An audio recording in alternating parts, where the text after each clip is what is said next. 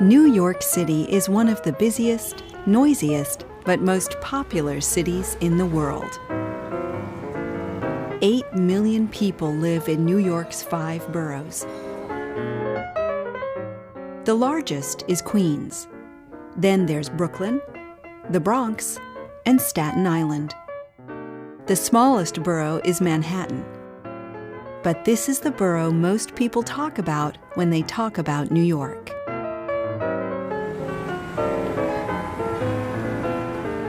For people who love city life, New York is the perfect place to live.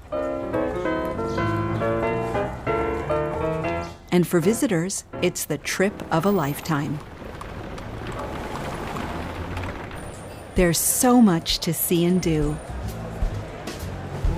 It's got amazing shopping and restaurants,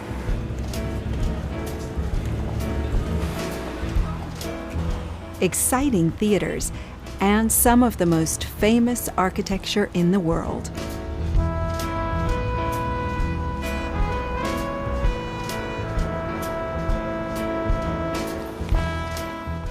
But not everyone enjoys New York life. It's hard to wake up refreshed in a city that doesn't sleep. Living in the city can be very stressful, and it's easy to feel lonely. So where do New Yorkers go to get away from the crowds, traffic, and stress?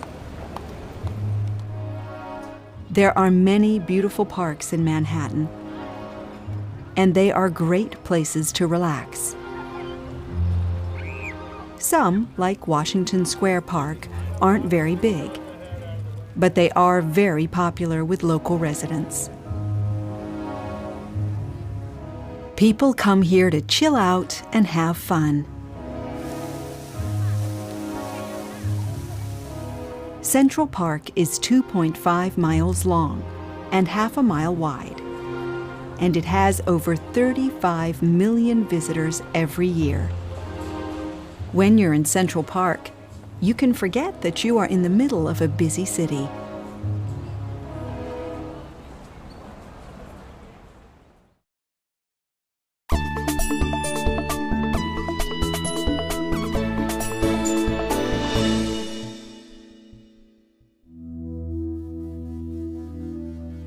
In 2009, a new and very unusual park opened in downtown Manhattan.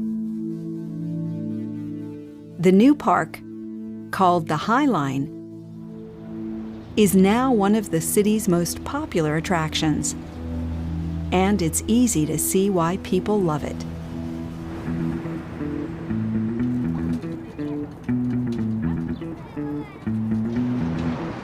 The High Line is nearly 1.5 miles long, but it's less than 20 meters wide.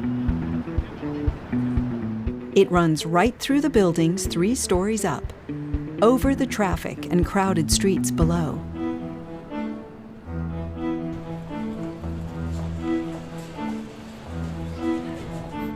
Before the High Line was a beautiful park, it was a train line. The High Line opened in 1934.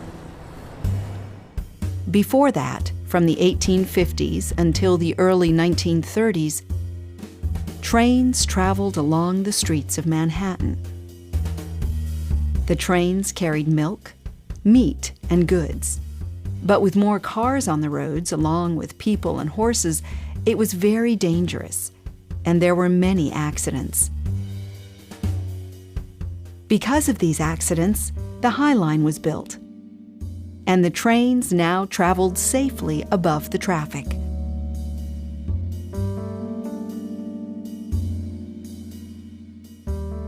Trains used the High Line until 1980, when the train line closed.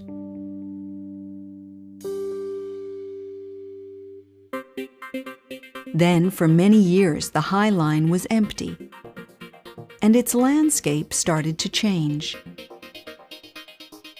Without any trains traveling on the tracks, plants started to grow. Some people wanted the High Line demolished, but a group of city residents fought to protect it.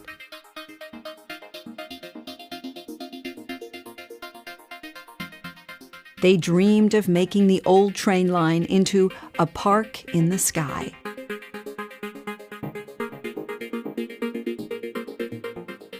And finally, this dream came true. After years of work, the first section of the High Line Park opened on June 9, 2009.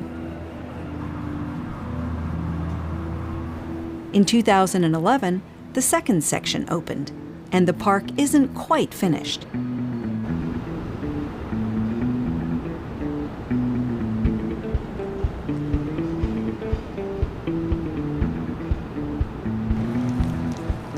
But already 3 million visitors come to the park every year.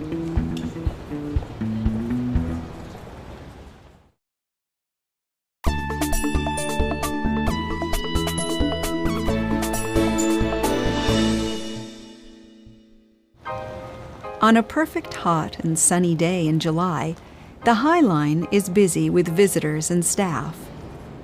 Gardeners are looking after the plants and flowers, while the guides are helping visitors, telling them more about the park's history and environment. In the park, there are plenty of places to sit where you can relax, listen to music, or meet with friends and chat. Many visitors are enjoying the views over the Hudson River as far as the Statue of Liberty, or watching the busy streets below.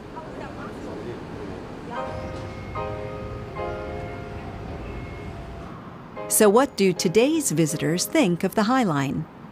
Oh, this is an amazing resource. It's this green oasis in an urban setting that is just surprising and beautiful. Just a little bit of country in the city, which you really don't get enough of here. I think it's beautiful. It's a great place for people to spend their time off, their lunch breaks, their time with family. So I think it's a fabulous place in the city to go. Beautiful. It's an amazing treasure. We just arrived an hour ago and have just started walking along it, but it's amazing to see the sights of the city and all the foliage, all the green trees and plants, and all the people enjoying the beautiful day. The High Line is an amazing success. It's a pathway of flowers and grass that runs through neighborhoods where many people haven't got gardens. For local residents, it's a place where they can chill out and escape the stress and noise of the crowded city. And for visitors, it's an opportunity to explore New York's amazing architecture and experience one of the world's greatest cities in a very different way.